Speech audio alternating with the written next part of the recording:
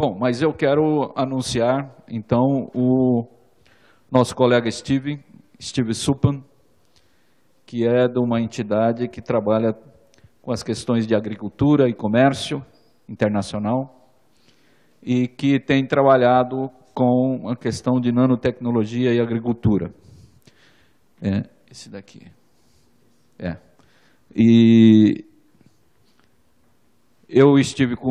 nós estivemos numa atividade conjunta, que alguns daqui viram.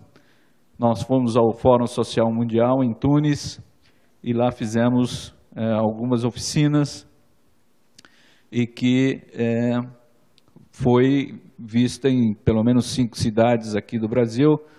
Alexandre Custódio Pinto e a Sônia Dalcomune estiveram lá em Vitória, nessa atividade. Nosso colega Reginaldo, com a equipe, esteve lá em Chapecó. Teve o Davis... Na Quinta-feira Santa, isso também foi importante, que a nossa atividade lá em Tunis foi justamente numa Quinta-feira Santa. Não é? Pois é. E depois também teve o Luiz, não é? Sindicato Metalúrgico de São Paulo, foi feito aqui no Sindicato Metalúrgico de São Paulo e foi feito lá em Cacoal, em Rondônia. Não é?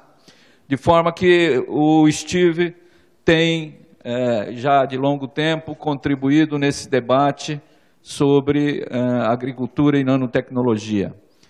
E eu o convidei para estar aqui no nosso 10º seminário, para 2 coisas. Uma é para falar sobre isso, nanotecnologia e agricultura, e a outra depois, na quinta-feira, para fazer uma reflexão junto com o Jaidi, junto com o Kenneth Gold, sobre o que a gente deve fazer enquanto rede para os próximos 10 anos. Então, vamos aqui à palestra do Steve, em espanhol, para que a gente possa acompanhar mais.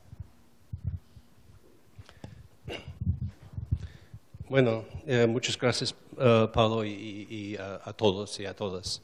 Aquí estoy muy honrado de estar aquí con ustedes para hablar de un tema que es central a la nanotecnología en Brasil y de verdad mundialmente. El tema de mi ponencia empieza con una observación bastante sencilla. Y eso es que dentro de los artículos científicos hay narrativas, y esas narrativas no son sencillamente narrativas del diseño, de las técnicas, de los resultados, de los experimentos, sino que incorporan algunas instancias institucionales, unas metas económicas. Y voy a hablar un poco de algunas instancias ejemplares en cuanto a artículos científicos y también instancias institucionales. Luego. Ahora, y vamos a hablar de quién está haciendo el argumento para la nanotecnología en servicio de la agricultura sustentable.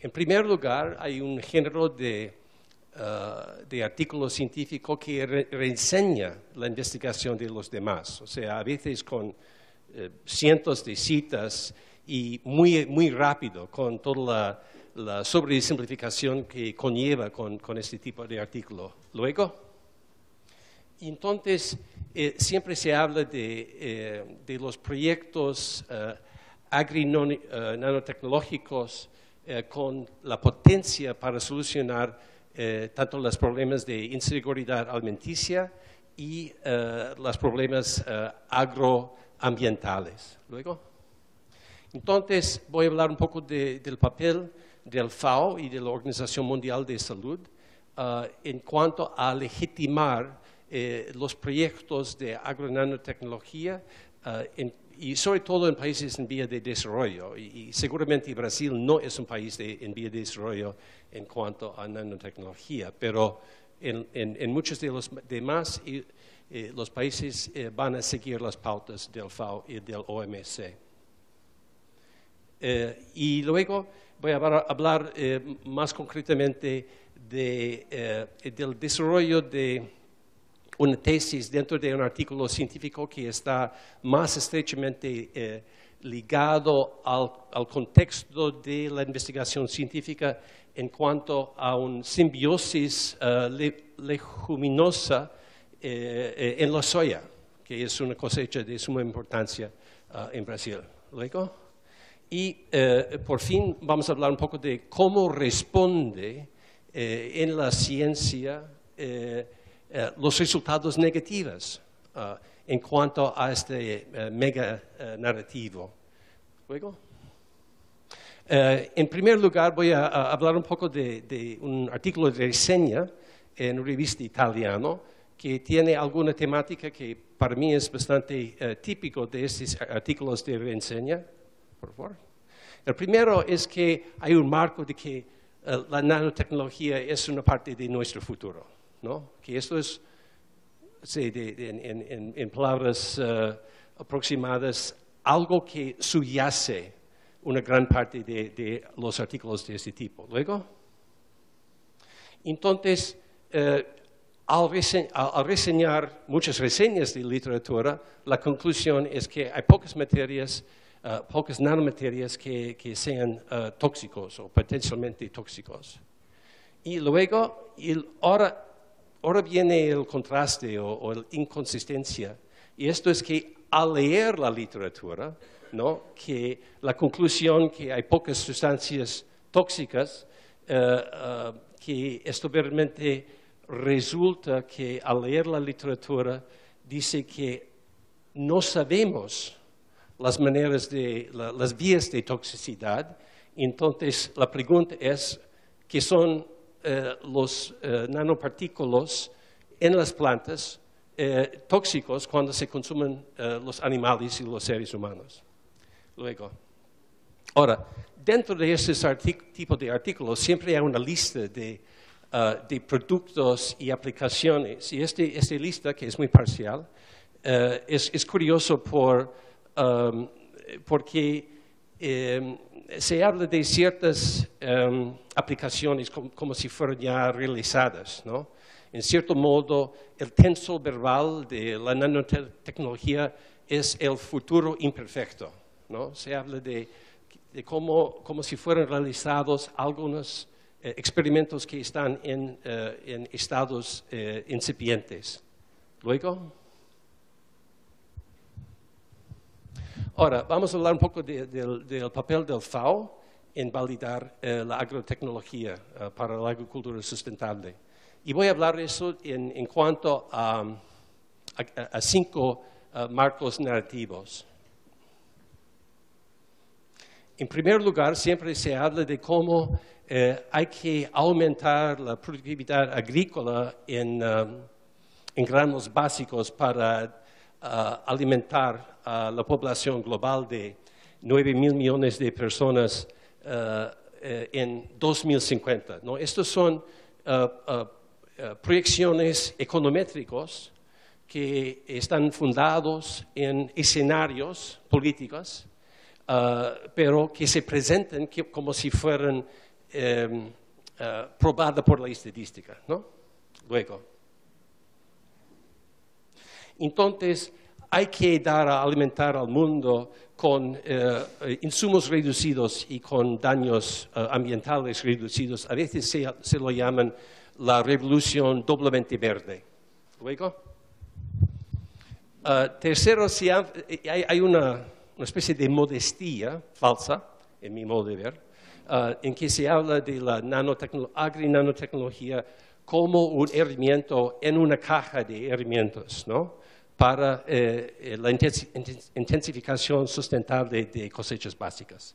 Luego, entonces, las 2 reuniones de expertos en el FAO y el OMC han concluido que el marco de análisis de riesgos actuales es adecuado a la agrinanotecnología, a pesar del hecho de que por las características, las propiedades de las nanomaterias, habría que cambiar todas las medidas normativas para efectivamente tener un códice de normas internacionales. Y luego, entonces viene, o sea, al contrario al marco narrativo tercero, es que no hay alternativa. O sea, hay que emplear la alta tecnología porque los conocimientos tradicionales de la agricultura no sirven para el año 2050. ¿Luego? Ahora, en la forma de diagrama que tiene el FAO en su estrategia, y debo dar hincapié al hecho de que el FAO hace un servicio muy importante en la agricultura y que hay programas dentro de ese proyecto para la intensificación sustentable de cosechas que son muy valorosos, muy bien fundados.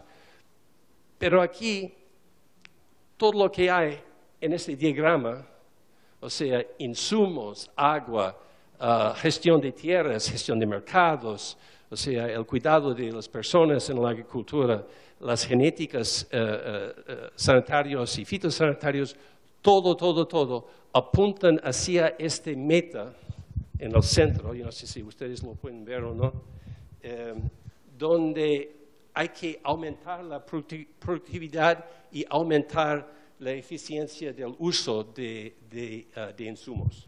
¿Okay? Luego, ahora, entonces, dentro de todo esta narrativa,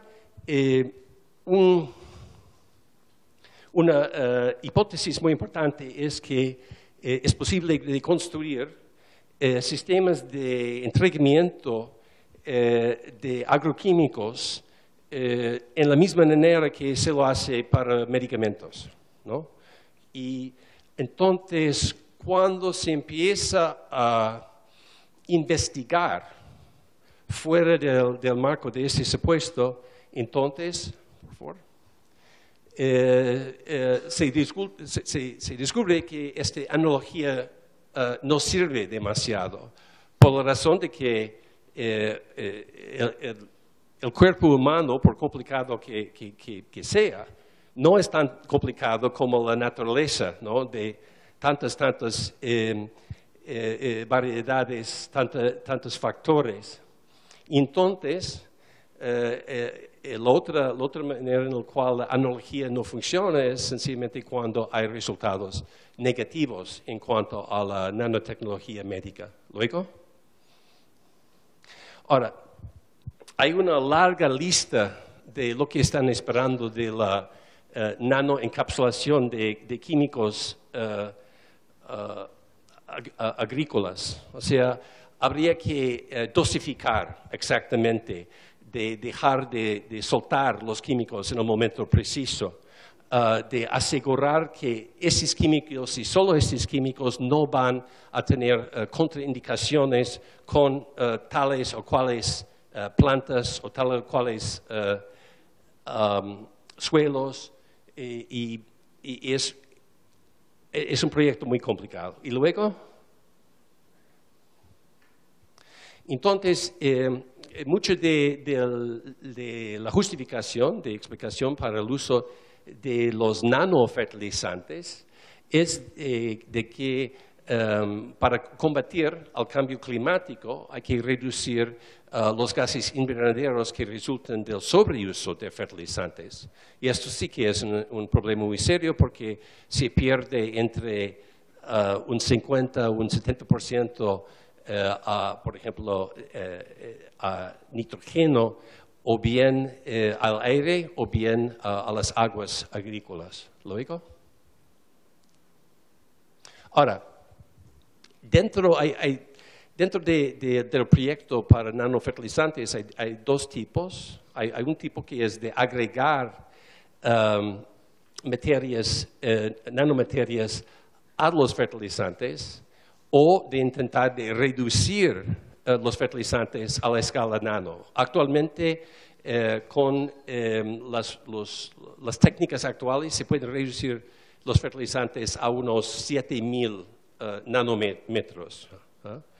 Pero aquí es otro tipo de proyecto que está capacitado por la nanotecnología, pero no contiene las nanomaterias. Efectivamente, lo que están suponiendo aquí, en este proyecto, es de que sería posible de hacer comunicar entre un biosensor que está en un biopólimer alrededor del fertilizante, comunicando con el ADN en el microbio del suelo que está en el rizosfero, o sea, que la área alrededor de las raíces de la planta. Y la idea es que los raíces van a señalar cuando les hace falta nutrición y que este biopólimer va a abrir para dejar pasar solo lo que hace falta a la planta en el momento, ¿no? O sea, esto es un proyecto muy futurístico, pero está financiado por el gobierno de Canadá, que tiene una industria de fertilizantes muy importante, tal vez lo más importante en el mundo. Y para mí eso es un proyecto interesante, pero que está muy al futuro y no luego en nuestro futuro o nuestro presente. Actualmente,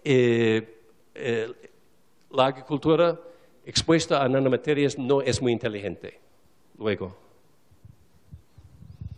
que se asume los científicos que están filtrando de los centros de nanofabricación lo que se llama una fracción significante de las nanomaterias en uso, o bien por los suelos, por las aguas y por la erosión de los productos mismos. Luego, y en el caso de los Estados Unidos, un vector de exposición muy importante son los residuos de aguas que pasan por un proceso que en la jerga de nuestra Agencia de Protección Ambiental que se llaman biosólidos. Estos son los restos del proceso de tratar aguas y llegan a fertilizar a los campos norteamericanos o los campos estadounidenses hasta 2 millones de hectáreas por año con estos residuos. Residuos que ciertamente contienen nanomaterias. Luego, además de tener esta exposición por los biosólidos, entonces hay también en el combustible agrícola más utilizado, hay exposición al nano cerium dioxide. Luego, ahora, estos biosólidos están reglamentados solo dentro de la plantilla de procesar las aguas. O sea, nunca hay pruebas en los suelos, porque la gerencia de la Agencia de Protección Ambiental norteamericana dice que es demasiado complicado probar los suelos. Hay demasiado tipo de suelos, hay demasiado tipo de centros de filtración de aguas. Entonces, es mucho mejor de asegurar que los centros de procesamiento de aguas sigan las pautas en cuanto a temperatura, químicos neutralizantes usados, etc. Luego, pero los científicos están empezando de hacer experimentos para probar los efectos de las nanomaterias en las plantas y los suelos. Luego, aquí, en este experimento, se lograron remover de las aguas un 79% del titanio, pero el titanio no en su forma nano, sino en la forma normal, porque el titanio el titanio oxidio es entre las materias industriales más utilizados, ¿no? Y lo que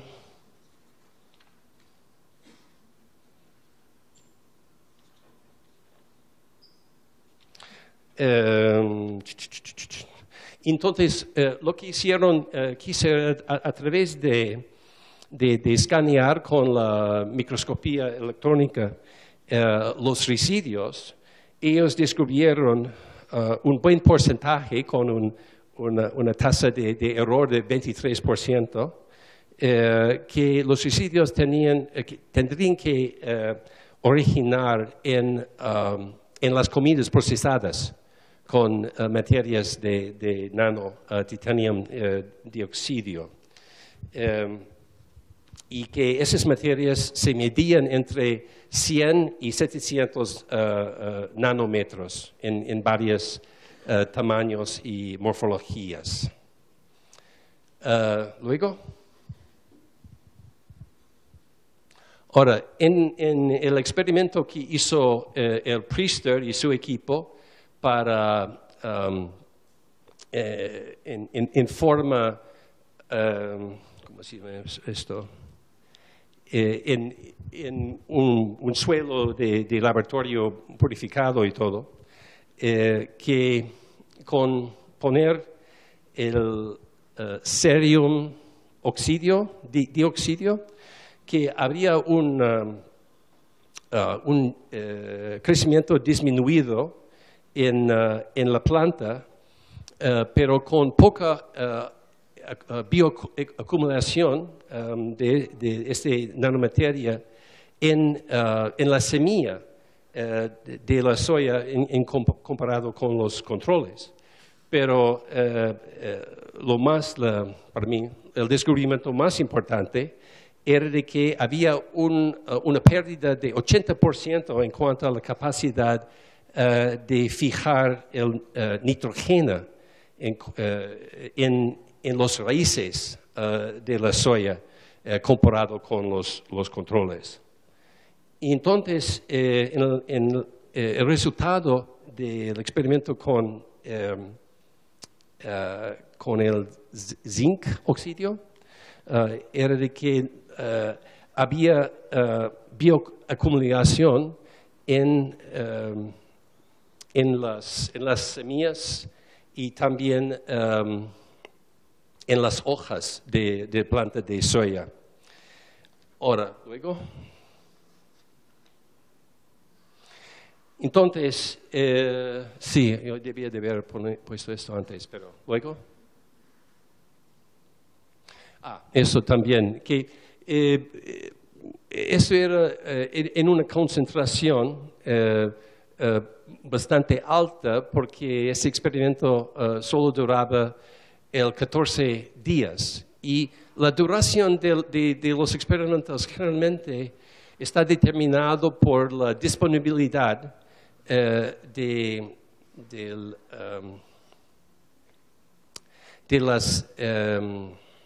la tecnología para visualizar, ¿no? Es tan cara que ninguna universidad o centro de investigación tiene su propia, toda la maquinaria que hace falta para visualizar, ¿no? Y esto es el determinante de la duración del experimento. ¿Luego?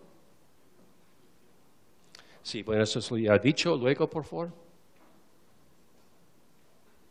Ahora, en este experimento que voy a ilustrar adelante, eso era un experimento hidropónico, o sea, en una solución del simbiosis entre un legumen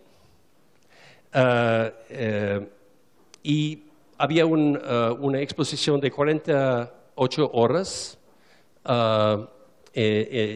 y después de 48 horas la capacidad de fijar nitrógeno se impidió, y después, en una concentración triple de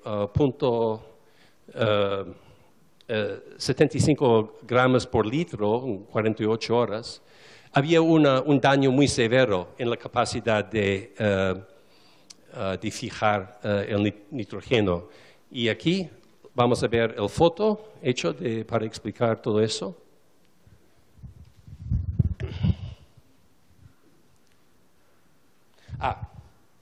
Sí, perdón, pero una conclusión muy interesante de ese experimento por Fan era de que después de 14 días, al fin del experimento, que las raíces de la soya se lograron repararse y empezar a fijar de nuevo el nitrógeno luego. Ahora, esto es el control, que la estructura celular del legumen, que está todo liso y integrado. Después, esto con la concentración más baja, está empezando a destruirse la integridad celular y por eso está empezando a perder su capacidad de fijar nitrógeno. Y aquí es una pérdida muy importante de integridad celular, ¿no? Y aquí es la escala de nanómetro. Luego. Ahora, después de esta reseña muy rápido y algo superficial, habría que hablar un poco de conclusiones o cómo se puede extrapolar los resultados de los experimentos en el laboratorio, que en algunos casos las preguntas son evidentes, en algunos casos no. Luego, entonces, con la pérdida de capacidad de fijación de nitrógeno después de 7 días, ¿cuáles son las consecuencias para la agricultura en el campo, no en el laboratorio hidropónico? Sí, luego. Entonces, habría que estudiar la vulnerabilidad de las plantas y del suelo al nano titanium oxidio en concentraciones altas y bajas en los suelos, ¿no? Porque la solución hidropónica es una manera de controlar muchos factores que no existen, que no existen en el campo. Y estamos al principio de este tipo de estudio. Luego. Entonces, habría que estudiar los efectos precisamente en la fertilidad de los suelos, de los nanometal oxidios. Luego. Y en cuanto que lleguen las nanomaterias, por ejemplo, a la semilla de soya, habría que estudiar los efectos gastrointestinales de la consumición crónica de estos nanometal oxidios en granos y también en alimentos procesados. Luego, esto es muy rápido, podemos hablar más tarde. Estos son alimentos procesados que tienen ya titanium oxidio, mayormente para hacer más brillante la superficie de los alimentos procesados. Y por fin, y luego, por favor, que vamos a pasar eso.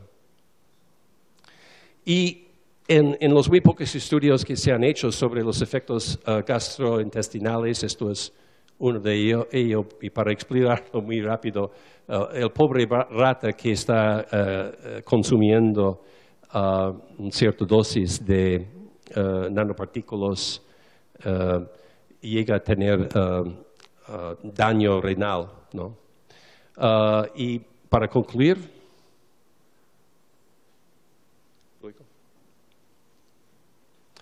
entonces, suponiendo que habría una especie de diálogo entre los protagonistas de la narrativa de nanotecnología como la agricultura sustentable, ¿cómo va a responder estos protagonizantes a la identificación de riesgos? ¿Luego? Una respuesta posible y muy evidente era que fertilización con biosólidos no es una parte de la narrativa de agricultura sustentable. Luego. Otra sería, y esto es muy frecuente, que la concentración de los metales, los nanometales oxidios en los laboratorios son demasiado altos, o sea, mucho más altos que en la vida, y que esto conlleva o lleva a conclusiones alarmantes. Luego. Entonces, están esperando que los fertilizantes inteligentes no presenten ningún riesgo, ¿no? Porque es solo este biopolímero con un biosensor que no debe llegar a la planta. ¿Bien? Entonces hay la doctrina de equivalencia sustancial, según lo cual todos los riesgos se deben enjuiciar según una comparación con los contrapartidos convencionales, ¿no? Y luego. Entonces, por fin, en los alimentos procesados, los nanomaterias no son intencionales, sino son incidentales a la fabricación del alimento. Bueno, esto es todo y muchas gracias.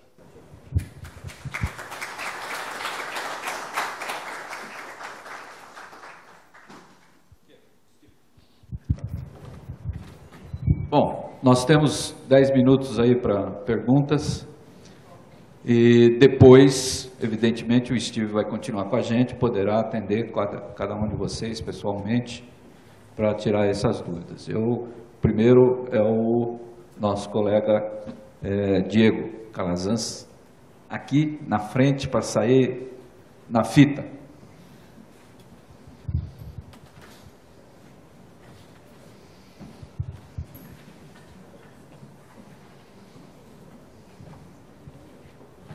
Certo? Oi. Na verdade, são várias questões. Primeiro, problematizar esse... Eu espero que entenda, eu posso falar mais devagar, se precisar. A questão da agricultura sustentável, que é um termo... A gente tem vários termos que acabam pegando, e aí automaticamente todas as empresas se adequam a ele, e os estudos se adequam a ele, todo mundo se estuda ele e se adequa a ele, e não se problematiza mais. Essa questão da agricultura sustentável, me parece que a agricultura sustentável é uma resposta a uma agricultura predatória que é de origem, na verdade, da monocultura das grandes empresas capitalistas. A agricultura tradicional não é uma agricultura não sustentável. A agricultura tradicional de baixo alcance familiar sempre foi uma agricultura sustentável. Então, usa-se esse termo agricultura sustentável para tentar fazer uma agricultura não tradicional, uma agricultura nos moldes capitalistas, mas que se supõe que a partir de agora não vai ser mais tão ruim quanto era antes. Ou seja, é mais um dos termos que se usa para tentar fazer uma espécie de capitalismo humanizado, para se evitar o não capitalismo, por assim dizer, para se evitar superá-lo, para tentar mantê-lo, mas mantê-lo com um aspecto mais bonitinho, mais certinho.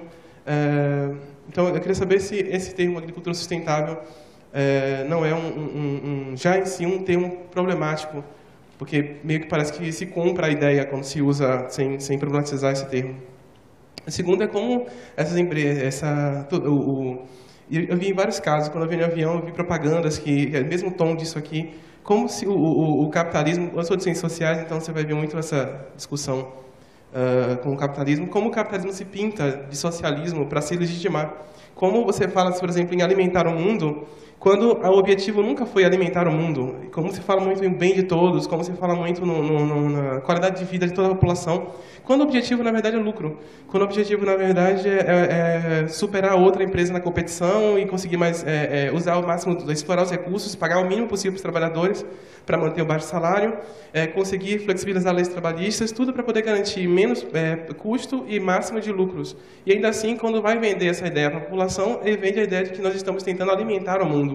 É por isso que chega a questão seguinte, se não é uma desonestidade intelectual para mim, e essas empresas, essas organizações mundiais, quando compram e passam isso adiante, estão contribuindo com a desonestidade, então eu acho que também é uma outra questão a se problematizar. E como então isso acaba sendo traduzido numa solução técnica para um problema que não é técnico. O problema da fome não é técnico. Nunca foi escassez pura e simples de alimentos. O problema da fome é a distribuição de comida, e não o fato de não ter comida. Você tem a boa parte dos recursos alimentícios vão para os países ricos, tipo, principalmente os Estados Unidos, consomem muito mais por pessoa do que o necessário para sobreviver, enquanto que países pobres, principalmente as regiões da África, Ásia e América Latina, as pessoas não consomem nem o mínimo necessário. Mas aí, essa questão das pessoas não consumirem também está associada ao fato de que as grandes plantations, as grandes plantações de monocultura, as grandes empresas que se valem disso no mercado global, plantam nesses países, geralmente expulsam os trabalhadores da agricultura tradicional de suas terras para plantar, para garantir recursos para esses países onde dá dinheiro, e esses países onde os trabalhadores são expulsos, não têm recursos para comer, as pessoas passam fome justamente para garantir que as pessoas ricas tenham muito mais comida do que precisam. Então, o problema não é técnico. Se o problema não é técnico, uma solução pode ser técnica. Então, essa tentativa de transformar uma solução que é social em uma solução técnica, essa tentativa de vender a busca do lucro como uma busca de qualidade de vida para todo mundo, e essa questão de uma agricultura que tenta manter-se como uma agricultura grande, empresarial, mas uma agricultura empresarial com coração, por assim dizer. E como essas empresas acabam engolindo o lobby, provavelmente por uma questão de recursos. Então, eu queria saber toda essa questão, como isso se reflete no trabalho que você tem feito de análise desse discurso da FAO, da Organização Mundial da Saúde, como isso aparece nesse discurso. É isso. Quem mais? Grande Dule.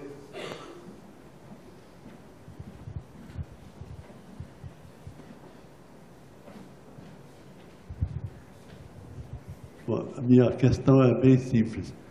O Paulo, a gente é crítico da nanotecnologia, e eu já, com outros colegas aqui, trabalhamos com agricultura orgânica, né? Então é um crítico dos agrotóxicos. Né? A questão é a seguinte, né? A gente está discutindo os perigos das nanotecnologias, futuras ameaças e tal. Mas a gente sabe que os agrotóxicos, pelo menos no Brasil, né, que é o maior consumidor de agrotóxicos do mundo, como é que o senhor vê assim, não estou invalidando que a gente mesmo, né, continua preocupado com o problema da nanotecnologia, né, os possíveis efeitos negativos no meio ambiente, na saúde das pessoas, na saúde do trabalhador, mas o real que a gente tem é os agrotóxicos, né? E às vezes eu estou colocando meu sentimento, né? A gente está aqui na área da nanotecnologia, brigando com os agrotóxicos, pensando em futuras perigos, né? Quando a questão dos transgênicos no Brasil entrou como pirata e tomou conta, né, da agricultura, e os agrotóxicos continuam aí. Né? Então, essa é uma questão que me deixa nervoso.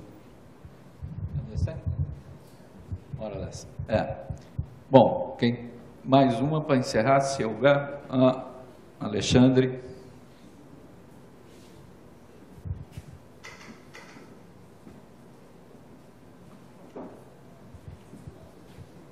Então, Uma pergunta bem simples.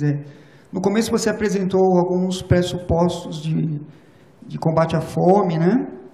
E depois os produtos que aparecem são produtos de uso, naquela coluna que você coloca, que eu acho que não serve para combater a fome. Como explica isso? Com você.